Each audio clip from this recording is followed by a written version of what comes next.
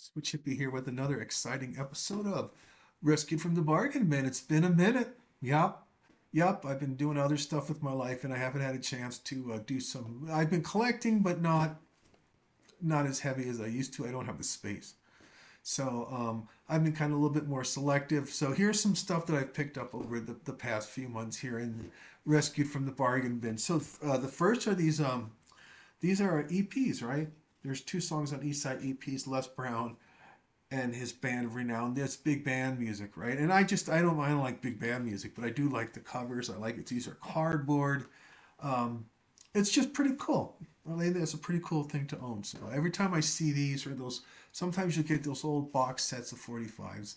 I'll pick those up, even if I don't particularly like the music. It's gonna look cool, right? So, here's some albums I've picked up. So recently I've been getting into the world of exotica. And it was that kind of music that was made in the 50s and 60s that was just, it was very exotic and tropical sounding, and a lot of people, it was very popular music form back then, and it's probably died in the 70s, thank God. But there's a revival going on now. So these type of, I always think of that guy Chaino, and the guy who did Eden's Island, is his name Eden Ahmed or whatever. There's really Les Baxter, Martin Dennis. They made these really kind of exotic tropical sounding music, and then it sounds great in stereo. So the bongos are bouncing back and forth in the speakers and all that. So I like that kind of music. I like the way it sounds. Absolutely excellent quality records. And this is one here too. So this sounds, you put this on, and they do the hits of the day deep in the heart of Texas with the bongos going back and forth in the left and right channels. So it's pretty fun. Now this lady, I tell you, I bought this. This is a Russian. Here, I'm gonna have to look at my phone, so you're gonna have to forgive me for a second. I'm gonna tell you what her name is. You think I would have been better prepared? Her name is Alla Pertkajova. Alla Pertkajova. And I bought this was $1, right? I'm like, for $1, I'll see what's in it. So she was a huge pop star in Russia. And this album came out in 1980. It's on the government label and all that. Melodia. It's like, to me, it's like 80s Euro. And there's nothing interesting here for me that I didn't think it was great. But the funny thing is, I put it on Facebook, right, on the exotic music page, and I got a gazillion likes and just a million comments about how great she was. And I was like, oh my God, I don't know. But anyways, it was $1. We'll see what happens. Here's another one, Paul Robeson. He's the famous actor and singer and civil rights guy, and he was an incredible voice. Actually, it's a great record, and it's on the Vanguard label. Absolutely excellent. So I'm sure you're all familiar with this work. I don't think we need to go too deep into that. Here's a cool one. This is Roman and the Gloman. This is Kenneth McKellar was a big, famous. I want to call him maybe a Scottish crooner. Would that be better? He wasn't. This is not folk music. It's the orchestra music with him going Roman in the Gloman and that kind of thing. But he has a wonderful voice, and I love. This is a British record, right? You can tell because of it's not cardboard, right? It's made out of a different type of paper. So this is original Decca Records. And it sounds really good. I actually play this quite a lot. I enjoy it. Roman in the Gloman. And he does Bonnie Mary of Argyle, and he'll bring you to tears. Bring you to tears, Bonnie Mary of Argyle. So there you go. The next, speaking of Scotland, we're here in Scotland too. I found this one as well. These are $1, right? This is the Corys live at the Royal Lyceum Theatre in Edinburgh in 1971. I like the Corys. This is a British. You can tell by the album cover, right? It's a British. It's old old EMI label. Yeah. So great record. The Corys. Who doesn't like the Corys? The frick for Charlie. I got Grandpa Jones. I like him. He's silly, but he plays a good. Everybody's familiar with Grandpa Jones, right? He's that's his shtick there. But his music's fun, and he's a great banjo player, and the bands play that with him are good too. So I think I bought this because this is a King record. So this is, I mean, I haven't dated these yet, I'm sorry. But King Record goes pretty far back. Okay. I got more, man. The Weavers at Home. They were, everybody knows the Weavers, right? They're that big folk music people. I don't like their music very much, but I did like the cover, and I thought, for a dollar, for a dollar, I'll take it. I'll take it home and listen to it. They were. It's Pete Seeger and Ronnie Gilbert, and they were the pioneers of that new kind of folk music that came out in the 50s and 60s. So, but I don't know. There's something about them I don't like. There's other bands of that genre that I much prefer than the Weavers. And they were kind of poppy too, right? I mean, I don't know. I'll probably get nasty grams from Weavers fans now. So, this is a great one. Oh my God. Who does not love Sister Rosetta Tharpe? She is singing and playing guitar. She's a monster. What a wonderful, wonderful record. And everything she does is great. And, check her out on YouTube. There's some video of her playing guitar on YouTube. Absolutely brilliant. Rosetta Tharpe. Spirituals and Rhythm. Great record. Great record. I love it, love it, love it.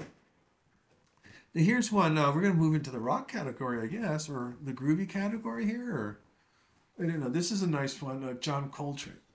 Excuse me, John Coltrane. Don Cherry. The Avant-Garde.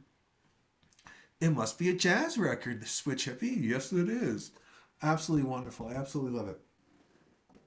I moving into the rock genre here a little bit. Today's a Future Past. I like them. I'm not a Moody's Blues fan. I think Search of the Lost Chord was a brilliant record. But apart from that, no of it impressed me. So I saw this one and I said, you know what? Let's give it a whirl. I've heard it before, but I'm gonna see what it sounds like on the stereo. So pretty cool. Pretty cool. Days of Future Past. Oh, here's a nice one I found. Marianne Faithfull. This is kind of a folky album. It's mostly just her singing and a guy playing guitar. It's pretty good. I'm enjoying that. Sometimes, her later works get a little rough, but this is pretty nice. Look how beautiful she is, isn't she? Anyways, it's a good record. I like Marianne Faithfull. I like a lot of her work, so we'll get that one. Okay, and then here we go. The guy at the record store sold this to me $5 each. Greatest Hits 2, Greatest Hits 1 with the poster. I was like, wow, whatever, dude, help me up. So I got both of these for $10. So, and actually, I'm not gonna sit here and waffle on and on about Bob Dylan, but I mean, this is the first Bob Dylan record I owned. Was the Greatest Hits, and absolutely wonderful. I bought mine from Columbia House, so. Anyways, and this is the other one. I really like Volume 2 as well. Just the arrangements of the songs on Volume 2, I think, are awesome. I know whoever decided to pick the order, but the order is so perfect for all these songs on Volume 2. Okay, and here we have, more of the Monkees. This is a mono, so this is an original version. It's one of their, in my opinion, I think this is a really good record, except The Day We Fall in Love, which is probably the worst song ever written. Anyway, you don't believe me? Listen to it. And it's so bad. But if you took that song off this record, I think it probably would have been, or it would be actually one of the best Monkey albums.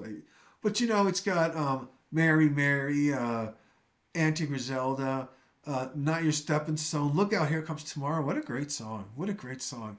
The Kind of Girl I Could Love, Sometime in the Morning, Laugh, and I'm a Believer. Just these really great Monkey songs. And then you stick this The Day We Fall in Love there. But anyways, absolutely wonderful. I love and on Nicole doing more of the Monkees. This was her second album. And then finally, got one more for you, and that is The Secret Policeman's Ball. One of my brothers maybe had this one when I was a kid, but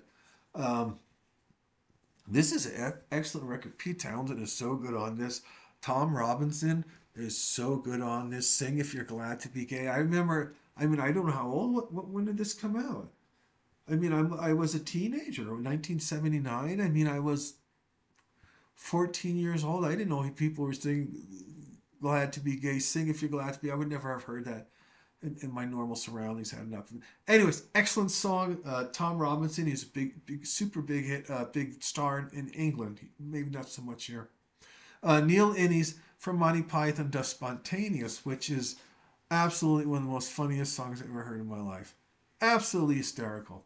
And then we got some John Williams from, you know, the movies, the music from the movies, and then Pete Townsend again with Won't Get Fooled Again. Acoustic. It's all acoustic. So, anyways, absolutely record. I'm glad I found it, because this is what it was like the original. Well, this is an original one, right?